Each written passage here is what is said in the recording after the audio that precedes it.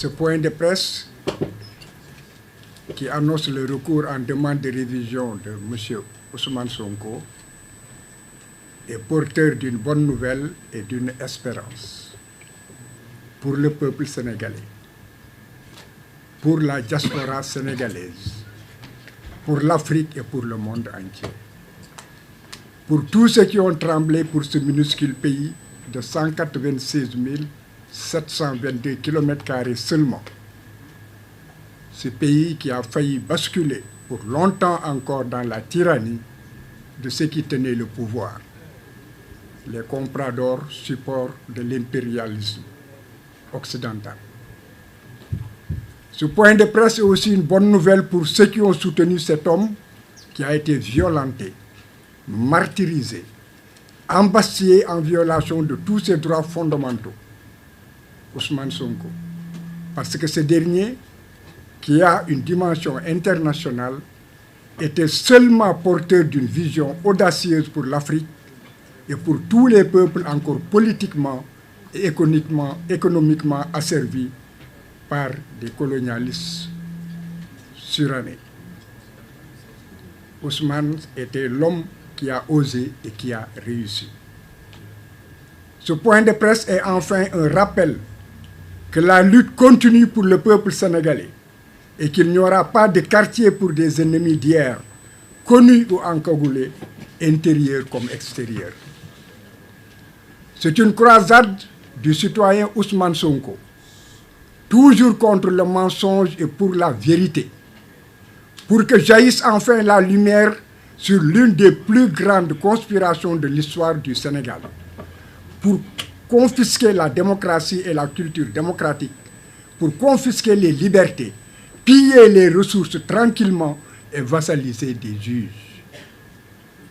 Le procès unique qui empêcha temporairement Ousmane Sonko, ce jeune, talentueux et courageux d'empoigner le gouvernail de son pays, de l'Afrique contemporaine, de matérialiser pleinement sa vision pour la conquête de la souveraineté nationale, en apportant des solutions rapides par la relecture et la révision des rapports politiques, économiques et diplomatiques qui constituent les entraves majeures à l'épanouissement d'une Afrique débordante de ressources naturelles, de terres fertiles, d'eau douce, d'une jeunesse intelligente et entreprenante pleine de vitalité.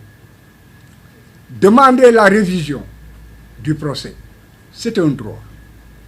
Un droit non seulement pour le citoyen Ousmane Sonko, mais aussi pour tous ceux qui sont épris de vérité et de justice. Pour répondre au passage à une préoccupation majeure des Sénégalais et du monde entier, qui soutiennent et encouragent le Sénégal dans sa croisade pour la souveraineté intégrale, le citoyen Ousmane Sonko est bien électeur et éligible aujourd'hui, et tant qu'il lui restera un souffle de vie. Tout débat autour de cette question est donc sans intérêt. Pour en revenir à la révision, ces derniers temps seulement et simplement au rétablissement de la vérité sur des accusations et une condamnation injuste. Figurez-vous que pour une affaire privée, la diffamation et l'injure, et pour un mensonge d'État, le faux requis de sa propre initiative par un procureur de la République, rien que pour obtenir une lourde peine, mais qui a été balayé par tous les juges, le droit a été bafoué. Le citoyen Sonko a subi et vécu les violations les plus honteuses de l'histoire de la justice, avec des comparutions forcées, manu militari, des attentats à sa vie, des voies de recours abusives de la partie civile et du procureur de la République, des décisions violant les droits de la défense et le droit à un procès équitable, les appels du parquet et de la partie civile, l'on s'en souvient, la programmation du dossier alors que les délais d'appel n'avaient pas encore été épuisés, l'on s'en souvient encore comme si c'était il y a quelques secondes. Le pire et le plus incroyable, c'est que le monde a souffert dans son âme c'est le refus de la Cour suprême d'examiner le recours en inconstitutionnalité des lois qui ont condamné Ousmane Sonko au mépris d'une bonne administration de la justice et au mépris de l'intérêt général. Nous n'oublierons pas aussi le Conseil constitutionnel qui s'était fébrilement débrouillé pour se faire remettre la décision de la Cour suprême qui n'était pas encore définitive, rien que pour invalider la candidature d'un citoyen. La commande politique devait être honteusement exécutée par tous. Chacun à son poste. Il fut exécuté froidement. Malgré que le jeune policier Adramé Sarr de la DIC, pour la traque de la vérité, a eu à demander si effectivement ce rapport existait ou n'existait pas. Il s'était heurté aussi à un mensonge d'État organisé. Ce procès procède de la volonté du législateur. C'est ce qu'il faut retenir. Une volonté de corriger des erreurs judiciaires pour rétablir une vérité historique ignorée par des juges, pour obtenir aussi l'annulation d'une déclaration de culpabilité et une condamnation, pour obtenir la réhabilitation des victimes injustement éprouvées dans leur dignité, pour réparer les préjudices économiques, financiers, moraux et politiques subis du fait d'une condamnation. Cette voie de recours, qu'on dit extraordinaire, est aussi une voie de recours exceptionnelle qui efface la condamnation. Elle est ouverte, figurez-vous, même pour des personnes décédées. Que tout le monde le sache. C'est un droit.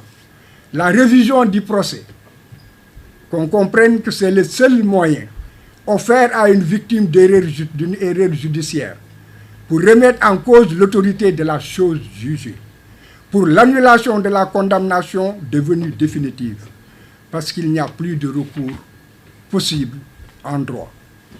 Le monde entier était convaincu de ce que le procès d'Ousmane Sonko contre le ministère public et Mame Mbaye Niang procédait à la fois d'un complot politique national, d'une association de malfaiteurs organisés dans l'État et à l'étranger, avec des complicités à l'échelle d'autres États. Ce procès a fait mal, très mal. Mais lorsque la justice qui devait servir la vérité a plutôt servi le mensonge, la justice fléchit, mais continuera à indexer le mensonge. Et elle n'aura de paix que lorsque la justice retrouvera ses qualités attribuées, à savoir, premièrement, l'autorité que la loi lui confère. Deuxièmement, la dignité que l'on attend des juges. Le procès en révision de Ousmane Sonko contre Mame Mbaye Niang et le ministère public sera inédit. Si la commission de révision donne un avis favorable, parce que les décisions rendues ne procédaient pas d'une erreur, d'une simple erreur judiciaire, mais d'une conspiration politico-judiciaire qui a terni l'image de la justice sénégalaise et nuit à tout un peuple. Mame Mbaye Niang n'était qu'une tête de Turc, utilisée à des fins politiques. Il a agi et persévéré dans le mensonge sans éthique ni pitié. Il a fini par fuir son pays pour ne pas affronter la vérité qu'il a méprisée et qui aujourd'hui le rattrape. La dignité commande qu'il se présente, affronte ses propres mensonges. Comme le ministère public qui se présentera pour être confronté à une vérité toute simple qu'il avait éclipsée au détriment de la justice et contre l'honneur de la justice. Ne l'oublions jamais, l'immortalité réside dans la vérité, alors que l'éphémère est le dessein du mensonge. Ce point de presse est donc, comme nous l'avons dit, une information portée sur un procès qui sera inédit au Sénégal, mais dicté simplement par le besoin de rétablir la vérité et la dignité d'un homme. Je vous remercie.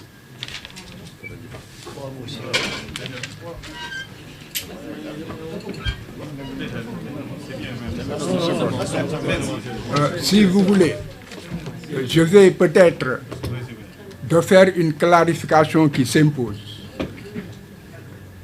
Cela a été dit, mais pour que très simplement les choses soient comprises. Il faut retenir que l'amnistie était l'action publique. D'abord, l'action publique qui n'a pas été encore mise en mouvement.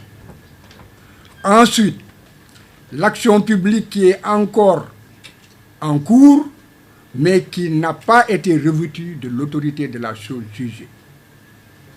L'amnistie efface la peine, mais pas toute la condamnation, lorsqu'une décision définitive, revêtue ou non de l'autorité de la chose jugée, a été rendue.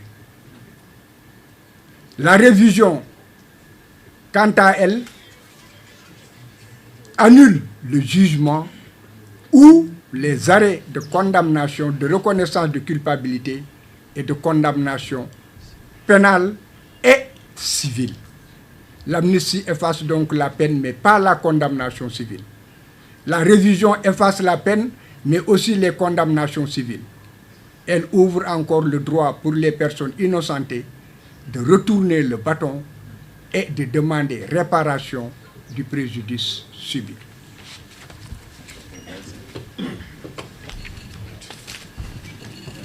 Bravo aussi, oui.